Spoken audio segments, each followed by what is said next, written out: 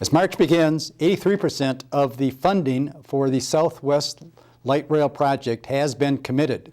More good news. President Obama has recommended $125 million for Southwest Light Rail.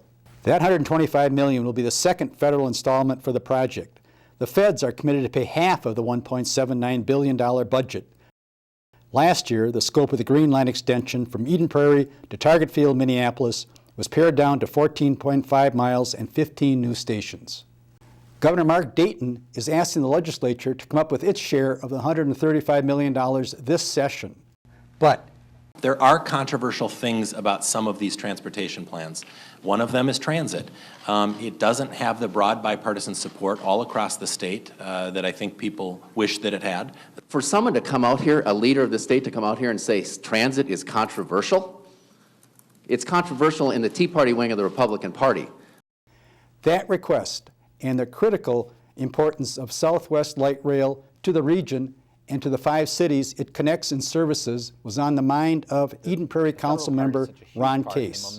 Ron met with producer Jeff Strate in late February. So tell me, if you had an opportunity to talk directly to our local legislators about the responsibility for funding the rest of the Green Line from Minneapolis out to Eden Prairie, Ron, what would you tell them?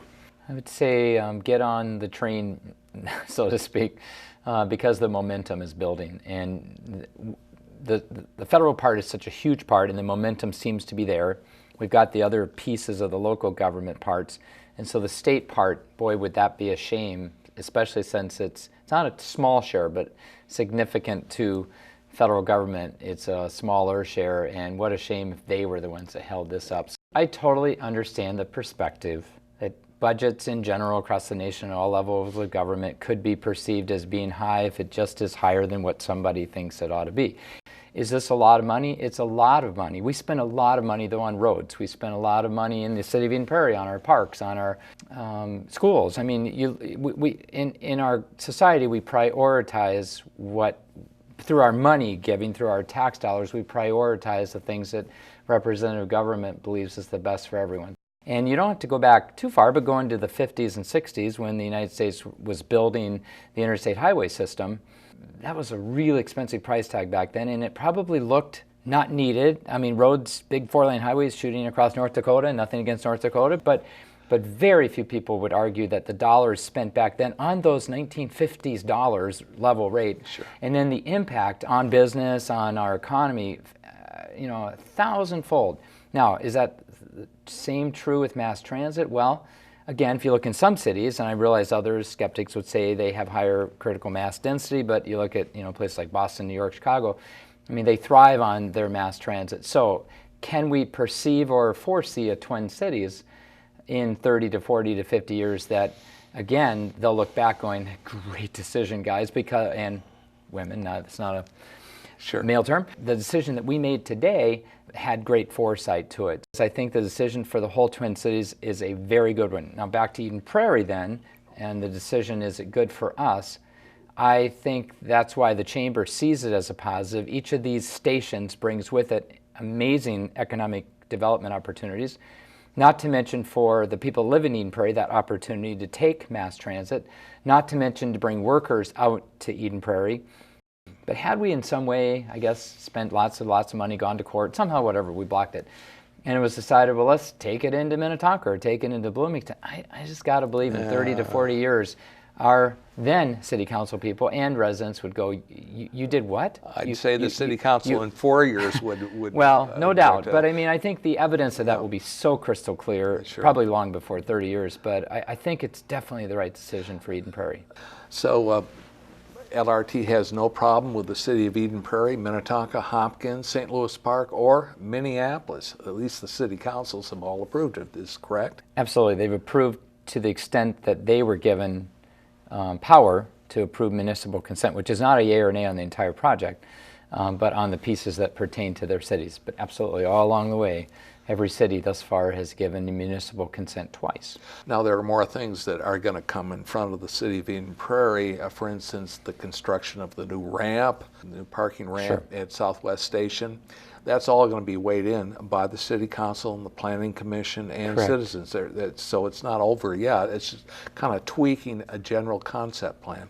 There's been a lot of input from the various communities along the alignment from Minneapolis out to Eden Prairie. Mayors, council members on the project advisory committee. There's the community advisory committee, the business advisory committee, the county. And I have seen changes made because people have spoke out here in Eden Prairie. At one point, our city wanted the alignment to go down Single Tree Lane, and that's been changed. Why did that change? Because our business community, certain citizens, and the Met Council people said, hey, look, Eden Prairie, the city staff, it might be better off here. Totally. And it happened. So people have had an effect on it. I know at a recent council meeting also, you were talking about the need to make sure that Southwest Station looks really good as the Southwest Transit Station does now. And that was brought up too in the committee I serve on, the Community Advisory Committee, and that's going to happen. So people have input on this thing. No, absolutely. I mean, there's always going to be skeptics and maybe cynics, and I don't say that negatively. I mean, I think that's an important part of democracy. But there's always going to be a handful of people that are against something and believing that this has been pushed down the throats by a few people. But the reality, if you study this going back a dozen years, this is almost like committee slow death or something. I mean, this is like a total slow. This is exactly what some people don't like about government. It's almost like you can't have it both ways. But this has been committed through years and years and years, and painstakingly taking testimony and recording all testimony. And so, I mean, this has been very thoroughly studied. We represent people, and so if one could argue over the course of the time that this decision's been being made, we've had, well, 4, I guess, if not 5, city council elections where people have had the chance to unseat people who were voting the wrong way on something. You know, our population in Eden Prairie, like Edina, is growing older and older. People want to stay here and they want to live here. They don't want to drive down 35W or the Crosstown to get there. Senior citizens, our student population going to junior colleges and the University of Minnesota, they're going to have another way of getting to Minneapolis, to the campus of the University of Minnesota. And there aren't commuter buses available all the time. There will be a light rail transit train, the Green Line, going from our town to the colleges, to the businesses, to the theaters, and people commuting not just from Eden Prairie, but also just to Hopkins or to St. Louis Park. There are jobs going to be created there too. The Met Council itself projects this line will be rolling in 2020. So I'm hoping that the state legislature this year will appropriate its share of this money. Absolutely. I would hope that the Eden Prairie and Minnetonka, and maybe in Bloomington, Edina, Hopkins, all those legislators would definitely get behind this and quickly and do what has to be done. Now, I would think that with the coming election, that a vote for state funding for LRT is going to help people get reelected. That's my opinion. And I'm sticking with it. Now this thing's going to be completed in 2020. How about you and I jumping on the train, going to downtown St. Paul and seeing a St. Paul Saints baseball game?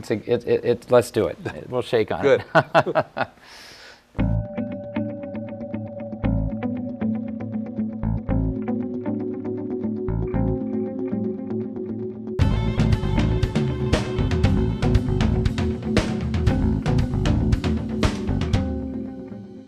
Democratic Visions is independently crafted by volunteers, mostly Democrats, from Eden Prairie, Minnetonka, Edina, and Bloomington.